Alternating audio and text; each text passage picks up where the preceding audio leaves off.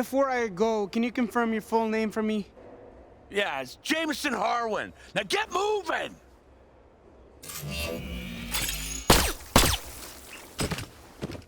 You just got L0U13. Did I do it right? Nailed it.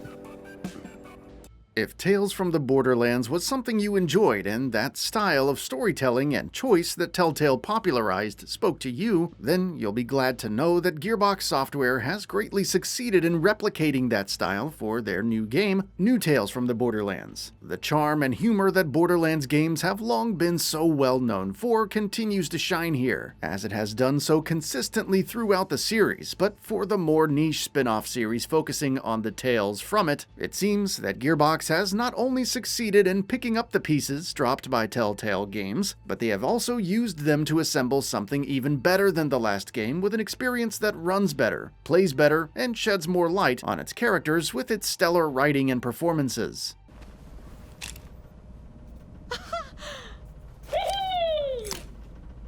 Here's hoping for 100, eh? Ha! Out of the more notable improvements, New Tales from the Borderlands boasts a clearly better development toolset behind the curtain. The frame rate hitching and input delay that so often plagued the Telltale games is nowhere to be seen here, outside of the occasional barely noticeable hiccup that falls well within acceptable parameters. I also get the sense that New Tales seems to feature more precise mocap for its actors, which is a great step up from the last game in the spin-off series and really illustrates the subtle ticks, nods, and other small gestures that are so crucial to the humor of Borderlands and elevate the new characters' personalities to great heights. Maybe you could have been somebody once upon a time, but that was a good 10,000 Frogerts and a Malawan laser ago. You have got nothing!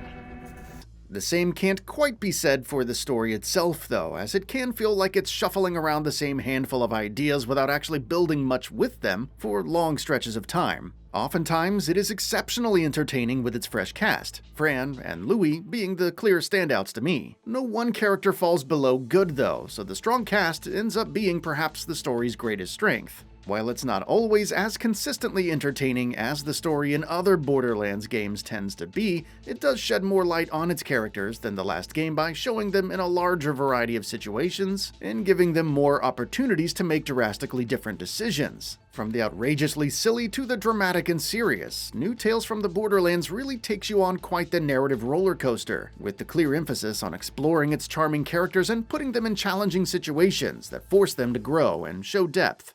Greetings. Diamond Danielle must be a moniker. Since it obscures your real name, I have a 0% probability of killing you. Are you flirting with me, robot? No, Real charmer. He's working on his people skills. I am not. Some choices are so drastically different from one another that it can be distracting, as my brain was always trying to make sense out of what the canonical path really is, but I suppose that's more of a ponderance for the choice-based narrative adventure genre at large than this specific game. In any case, while the story does have some dips in entertainment value, it mostly does a good job of managing the ebb and flow of climaxes and build-ups without spending too much time on any one segment. Gameplay is largely similar to the previous Tales from the Borderlands game, with timed button prompts and choice-making segments being the vast majority of it. There are of course moments where you can explore around a given space, investigate, and stumble into some funny optional interactions, but these segments are tightly confined, and usually accompanied by something on the screen telling you exactly what to do when you're ready to advance. If these segments could have been a little more open-ended and consequential, as games like Detroit Become Human and Siberia 3 have demonstrated as a superior approach, then that might have made New Tales from the Borderlands feel a little more like a major advancement from the previous game as opposed to the conservative upgrade it ended up as. Given that the last game is nearly a decade old now, it would have been nice to see some larger spaces to explore and a more advanced web of outcomes that my exploration, or lack thereof, could have interfaced with.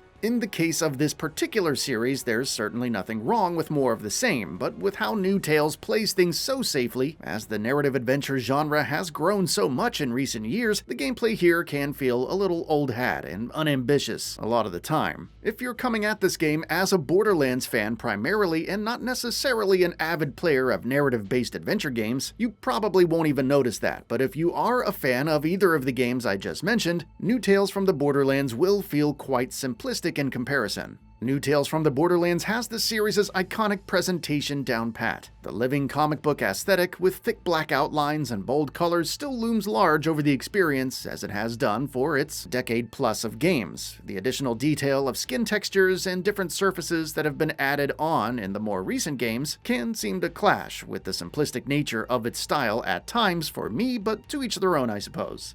More objectively speaking, the game runs well, registers inputs quickly, and does a great job of conveying the characters' personalities, style, and humor, just as any good Borderlands game requires.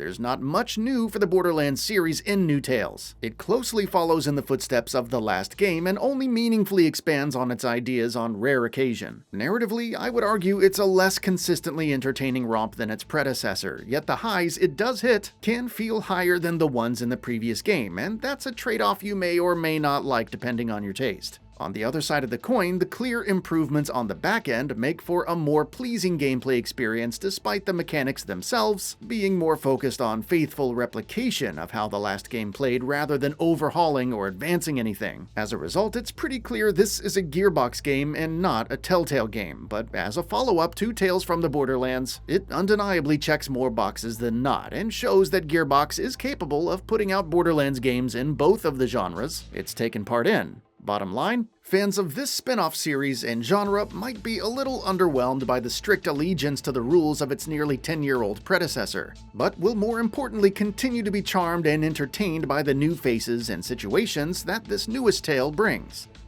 That's all for now. If you enjoy what you saw, please hit the like button, and if you're new to the channel, now is a great time to subscribe. We upload brand new videos every single day. After subscribing, don't forget to enable all notifications by clicking the bell icon. Thanks for watching this video, and we'll see you next time, right here on Gaming Bolt.